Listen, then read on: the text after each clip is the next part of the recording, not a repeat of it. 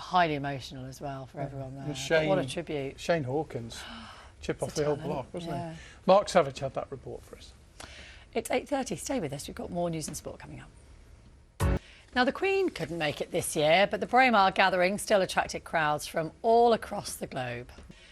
Now, the Queen couldn't make it this year, but the Braemar gathering still attracted crowds throughout the day tomorrow of the announcement of the next Prime Minister. It happens at 12:30 tomorrow, and then formally power is handed over from one to the other via Balmoral, when Boris Johnson will meet the Queen first of all to hand in his resignation, and then she will invite the next candidate to become Prime Minister. That happens on Tuesday. Right now, let's get a weather forecast, shall we? See what Darren's got in store for us for this Sunday. Hi, Darren. Now, if there's one thing you watch today, it's actually this next film that we have for you, because it's incredible and emotional.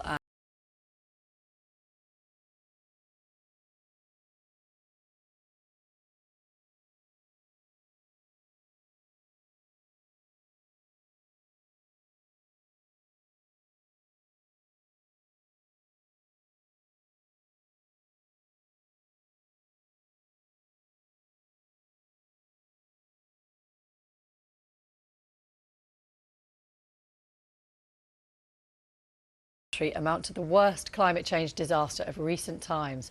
The Home Secretary has said that the Metropolitan Police must learn from what she calls its appalling mistakes following a string of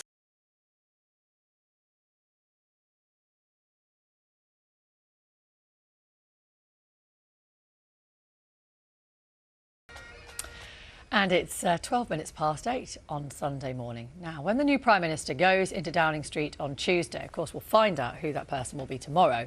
But the most urgent issue they will face is no doubt the cost of living crisis and rising bills. Yeah, we all know that household bills are set to rocket.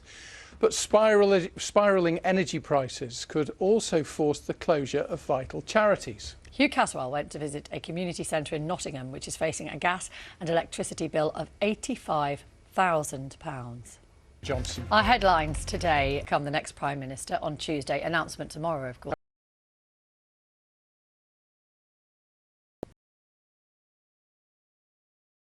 Europe's largest nuclear power plant, say that they're living in fear. That is despite the arrival of monitors from the International Atomic Energy Agency. As you'll remember, we reported earlier in the week that those inspectors have gone in to Zaporizhzhia. Yes, both Russia and Ukraine accuse each other of shelling the plant, prompting fears of a nuclear accident. Our security correspondent, Frank Gardner, has been to the nearby city of Zaporizhzhia, and we're going to hear from him on the ground over there. He's been speaking to all kinds of people living in the vicinity of the nuclear plant, as well as those deeply, deeply concerned about what might happen there in the future. Have a look. Call some of the headlines: Faker, Moyes fury at the goalkeeper who he thought made way too much of that alleged foul.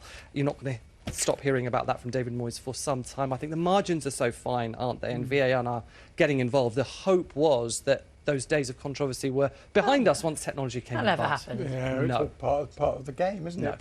And it's Arsenal today who are flying, aren't they? Huge Absolutely. They could keep their 100% record going if they win at Manchester United. Thanks, Chetan. Speak to you later. Now, as the saying goes, we should all aim to love what we do and do what we love. And our next guest, or our next story, is a great example of that. Her name is Irene Asprey. Yeah, Irene is still working in the pet food shop, which she set up years ago at the age, wait for it, of 96. She wouldn't have it any other way either. Reporter Phil McCann went to Macclesfield in Cheshire to meet Irene. Premier League wise, that's over on BBC One now, so it is. Anyone who's interested probably is watching that. So we want to talk about this anyway, because Absolutely. England's women are once again blazing a trail. They are. It was a tough test in some ways, because you had that high of winning the European Championships. This was their first match in Austria yesterday, 1 point away from sealing World Cup qualification, which they have done. And it was almost a back-to-reality moment. Think about at Wembley, nearly 90,000 fans there cheering that incredible win over Germany, and then fewer than 3,000 in Austria, a tiny little stadium, fewer than a couple of dozen England fans that were able to get tickets for that match. We'll speak to Faye White a little bit later about the work that still needs to be done to continue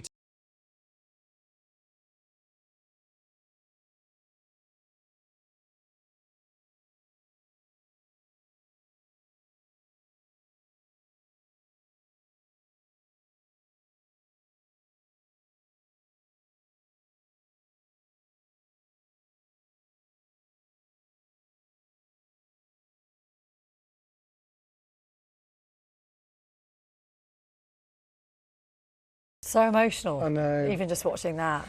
We'll have more from Joe and from Ed Slater, a special report on breakfast tomorrow morning. Joining us now is Dr. Brian Dickey from the MN. Good luck with the whole show, actually. We're really looking forward to watching it. What's your kind of mission on a Sunday morning? Thank you. Now, we're going to say goodbye on BBC One in a couple of moments. We're going to be on the BBC News channel, though, until 9 o'clock. So coming up between now and then, the Duke...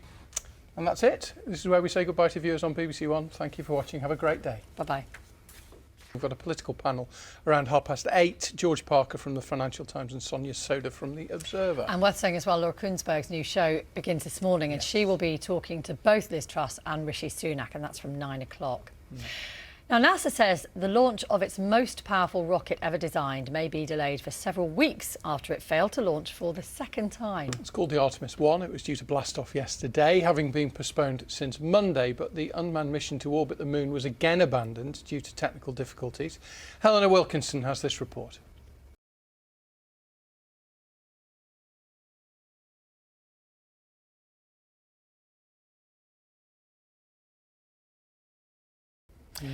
We've got a long report from that concert, which is absolutely phenomenal. If you want to stick around with us, we'll play it again for you after 8 o'clock this morning. We'll be on the news channel by that time. We will. It's well worth watching. It's 11 minutes past 7 now. Should we catch up with the weather forecast, see how it's looking for this Sunday morning? Darren is with us. So has someone been up bright and early to get that beautiful photograph? Here, Darren, thank you very much. And with that in mind, actually, as we head towards the winter, we know how difficult things are going to get for many people, and food banks are warning that the cost of living crisis is creating a perfect storm in which more people need help, but donations are falling, and the organisations themselves are facing these really terrible rising energy bills. It's a perfect storm. We're going to talk to a couple of guests about this in a minute, because many are also dealing with the extra challenge of trying to source food which can be eaten by families who can't afford to put the oven on. Have a watch of this report from Megan Patterson.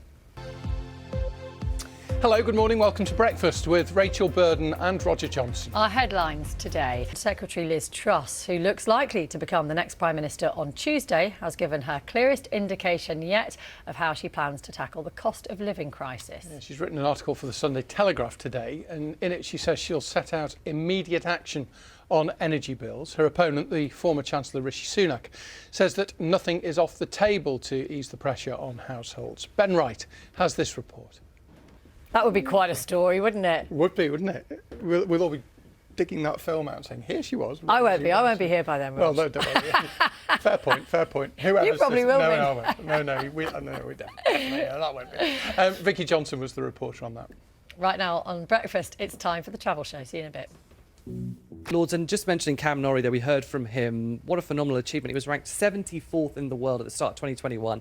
Never reached the second week of a Grand Slam. Now he's backed up his semi-finals at Wimbledon with a place in the fourth round of the US Open. For a player that very few thought would ever reach the top 20, let alone the top 10, a really outstanding year. British tennis seems in good health. Pretty good shape, yeah. Thanks, Chetton. Actually, we're going to stay with a bit of a sporting theme now, because some people say you shouldn't meet your heroes because, wow, they'll only disappoint you in real life. Yeah, but you can't tell that to 9-year-old Rosie. She wrote to her hero, the swimming legend Adam Peaty, to cheer him up after he, of course, finished fourth in the Commonwealth Games 100 metres breaststroke final. Adam was so moved by the letter that he went to give Rosie and her swimming clubmates an Olympic masterclass. Vicky Johnson has the story.